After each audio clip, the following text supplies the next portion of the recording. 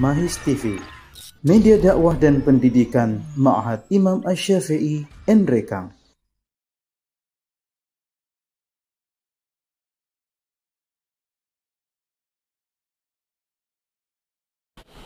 Pertanyaan berikutnya, apa boleh seorang suami sholat wajib lagi di rumah sebagai imam bersama istri, anak-anak di rumah setelah sholat pulang dari sholat wajib di masjid?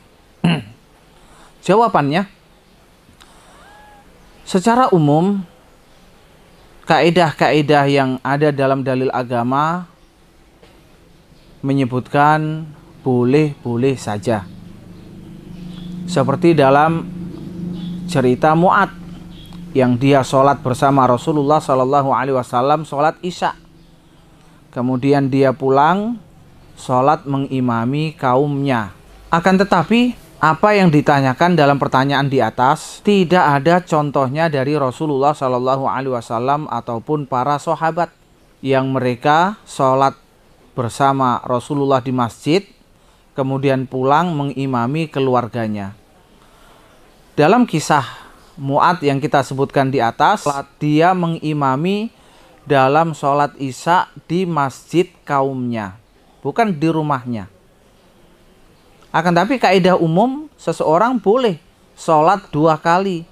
Sholat yang pertama itu adalah sholat fardunya, dan sholat yang kedua mengimami keluarga itu adalah sholat sunnahnya. Akan tapi ketika ini masuk dalam kaidah umum, maka kita sebutkan boleh dilakukan kadang-kadang, bukan dilakukan selalu. Allahu a'lam bishawab. Pertanyaan berikutnya, sunnah pulang safar sholat 2 rakaat ya? Yang ana tanyakan, apakah seorang wanita pulang dari safar sholatnya di rumah atau di masjid? Untuk wanita kembali kepada hukum asal, mereka tidak wajib sholat berjamaah. Maka apabila selesai safar kemudian sampai di rumah, hukumnya dia harus sholat itmam sempurna 4 rakaat, tidak boleh dikosor.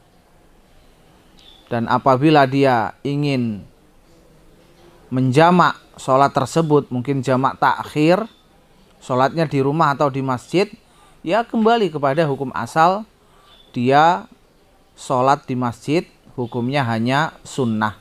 Maka boleh di masjid, boleh di rumah. Pertanyaan berikutnya, bagaimana hukum fikih return,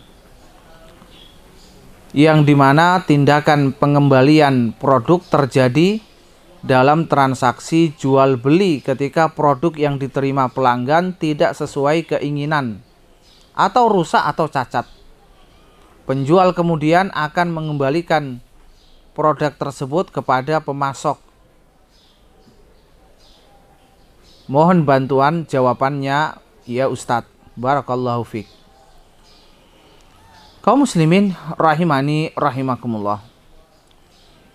Hukum asalnya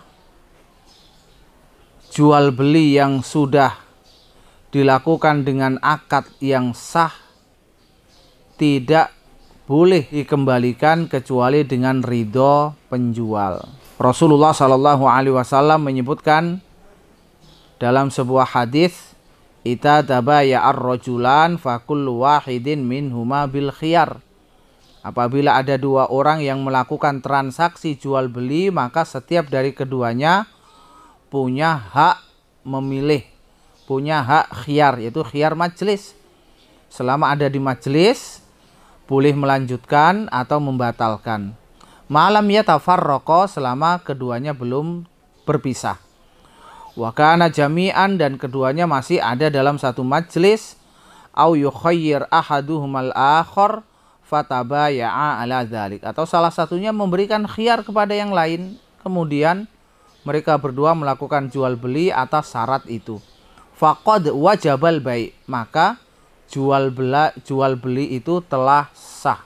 Wa in tafarraqa ba'da an tabaya'a, apabila keduanya itu berpisah setelah melakukan transaksi jual beli, walam yatruk wahidun minhumal bai', dan salah satu di antara keduanya tidak membatalkan jual beli, faqad wajabal bai', maka jual beli itu telah sah. Kalau dihukumi telah sah berarti tidak boleh dikembalikan kecuali dengan ridho lawan transaksinya. Namun seorang muslim diperintahkan agar menerima pembatalan jual beli orang lain. Rasulullah Shallallahu Alaihi Wasallam berkata, "Man aqala musliman aqalallah asaratahu." Barang siapa yang menerima pembatalan jual beli seorang muslim, maka Allah akan membatalkan, memaafkan ketergelincirannya nanti pada hari kiamat.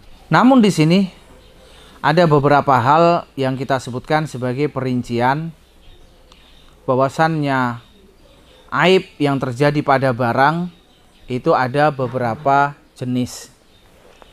Yang pertama, aib itu memang sudah ada dan sengaja disembunyikan oleh penjual untuk menipu pembeli. Maka jika seperti ini, maka pembeli boleh mengembalikan barang tersebut apabila dia bisa menyebutkan menyebutkan buktinya. Dalam hadis Abu Hurairah radhiyallahu an, ya Rasulullah Shallallahu Alaihi Wasallam berkata, barang siapa yang membeli syatan musarrat, yaitu kambing yang diikat susunya, tidak diperas beberapa hari jadi kelihatan bengkak, maka pembeli akan melihat seakan-akan kambing itu setiap hari susunya banyak. Maka Rasulullah Shallallahu Alaihi Wasallam berkata, fahuwa bi khairin nadharain ba'da ayyahlibaha. Maka dia punya dua pilihan setelah dia memerah susunya. Ya, mungkin dia menerima jual beli itu, atau mungkin dia mengembalikan barang tersebut ditambah dengan satu sok kurma sebagai pengganti dari susu yang telah dia minum. Ini hadis riwayat Muslim dan juga disebutkan oleh Bukhari dan yang lainnya. Nah, kaum muslimin rahimani rahimakumullah, di sini kita ambil faidah ya, bahwasannya orang yang tertipu atau sengaja ditipu itu tidak boleh membalas dengan kedzaliman atau penipuan yang lain. Rasulullah Shallallahu Alaihi Wasallam menyebutkan, walaupun si pembeli ini sudah ditipu, akan tetapi dia telah meminum susu dari kambing yang telah dia perah. Maka ketika kambing ini dikembalikan, maka susu tersebut harus diganti. Dengan apa? Dengan satu sok kurma.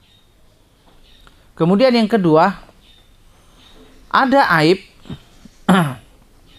yang mana aib itu sudah diketahui oleh pembeli sebelum melakukan akad jual beli.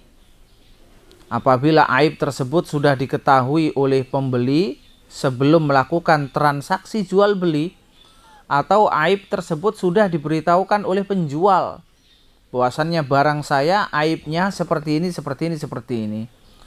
Tapi kalau digunakan itu tidak akan mengurangi manfaatnya atau penggunaannya.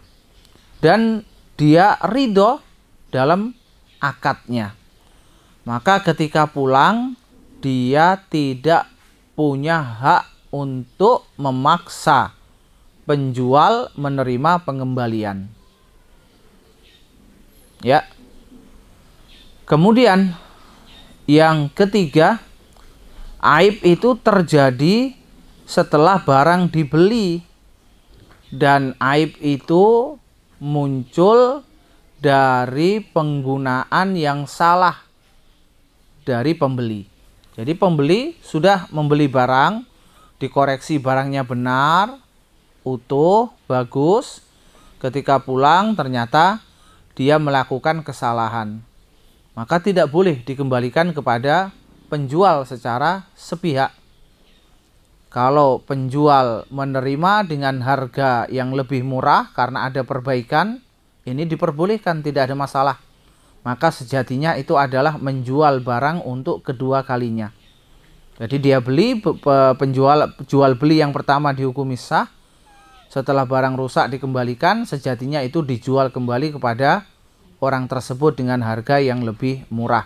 Ini hukumnya boleh-boleh saja.